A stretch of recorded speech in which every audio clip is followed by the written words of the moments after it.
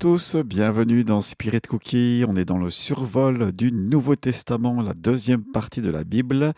Après avoir parcouru les 4 évangiles, ou plutôt survolé, on est dans un livre tout à fait particulier, un livre charnière entre les évangiles et ce qu'on appelle les épîtres qui apparaîtront dès la semaine prochaine. Les actes des apôtres, certains ont osé surnommer ce livre Actes des apôtres, non pas Actes des apôtres justement, mais les actes du Saint-Esprit. En effet, plus de 60 fois est mentionné le titre, le nom de la troisième personne de la Trinité, le Saint-Esprit. C'est lui qui descend sur les amis de Jésus après que celui-ci soit monté au ciel. Ça s'appelle la Pentecôte. C'est lui qui initie l'Église de Jésus-Christ, qui au début se retrouve dans le temple de Jérusalem, se mélangeant au judaïsme de l'époque. Et puis c'est encore lui qui fait croître cette Église jusqu'aux extrémités de la terre. Du reste, tu peux télécharger gratuitement un verset de la Bible, contenu qui est dans les Actes des Apôtres, et c'est Actes chapitre 1, verset 8, où il est question justement de la personne du Saint-Esprit pour toi et pour moi. Jésus dit, vous recevrez une puissance, le Saint-Esprit survenant sur vous, et vous serez mes témoins à Jérusalem, en Judée, en Samarie et jusqu'aux extrémités de la terre. Alors les Actes des Apôtres, c'est un vrai manuel d'évangélisation. Comment au 1er siècle la bonne nouvelle s'est répandue à partir de la ville de Jérusalem, là où Jésus a été crucifié, là où il a été ressuscité, et puis jusqu'à Rome, c'est-à-dire les confins de l'Empire romain. Pour cette époque-là, cet évangile est parvenu encore aujourd'hui. Pour nous, ici, moi qui suis en Suisse, là, en Suisse romande, l'évangile est là, et avec ses hauts et ses bas, mais il est quand même là. Alors les Actes des Apôtres, l'auteur, c'est le même que l'évangile dit de Luc. C'est Luc le médecin, celui qui est un compagnon, un ami très cher à l'apôtre Paul. Je vous en parle tout à l'heure. À qui est-il adressé? Bien sûr, à toi et à moi, nous, auditeurs contemporains de cette période, mais en premier, il y a un certain Théophile, et je te réfère, pour une explication de ce nom Théophile, à écouter le podcast qui concerne l'évangile de Luc, justement. Il a été probablement, les Actes des Apôtres ont probablement été rédigés vers les années 60, et on est donc dans les débuts de l'ère chrétienne, à peu près 30 ans après la résurrection de Jésus. Où ça?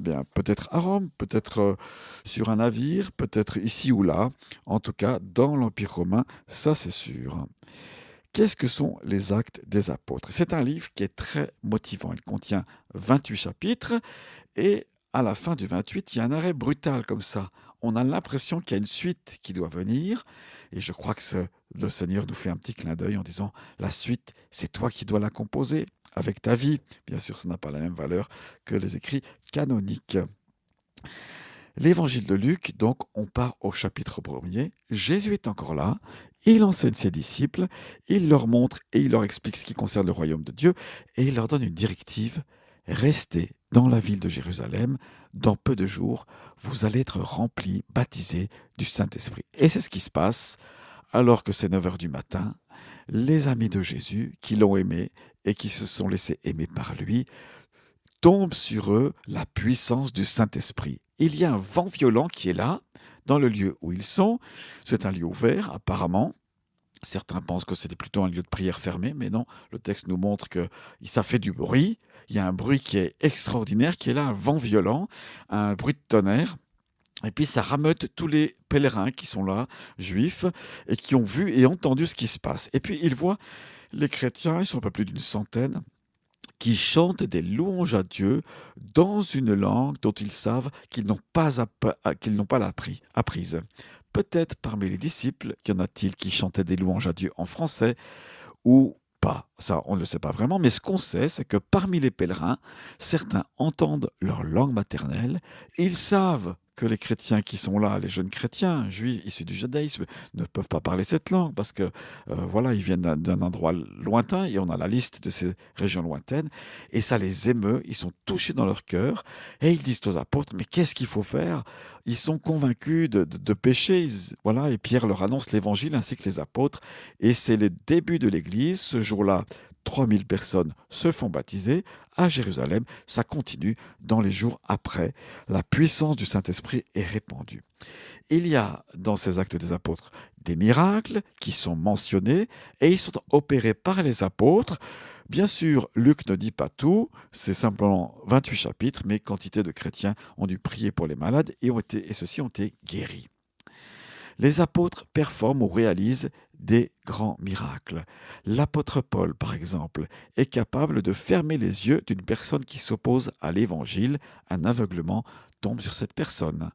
Ailleurs, l'apôtre Pierre est tellement rempli du Saint-Esprit que lorsqu'il marche dans les rues, il suffit que les malades soient posés et que son ombre les frôle, à peine comme ça, l'onction du Saint-Esprit descend et guérit ces malades. Je ne sais pas si ça s'est vu avec Jésus, mais en tout cas, avec les apôtres, la puissance est abondamment répandue. Alors bien sûr, assez vite, Acte chapitre 8, il y a la persécution qui est là, actes 7 et 8. La persécution est là parce que ces chrétiens, ces jeunes chrétiens dérangent. Ils sont juifs, ils sont issus du judaïsme, mais les instances du judaïsme ne supportent pas cette expansion rapide et même ils essayent d'interdire cette propagation de l'évangile, mais bien sûr, ils n'y arrivent pas, tant la puissance de la grâce et de la prière sont manifestées.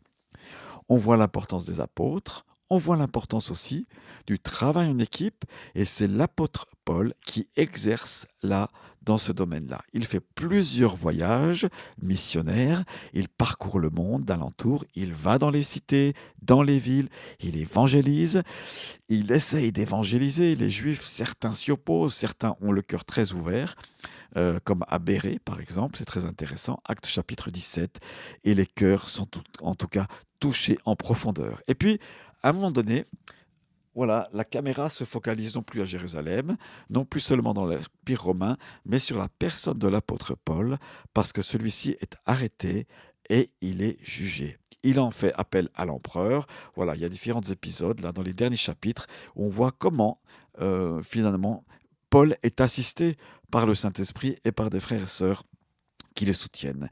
Il y a aussi quelque chose de drôle.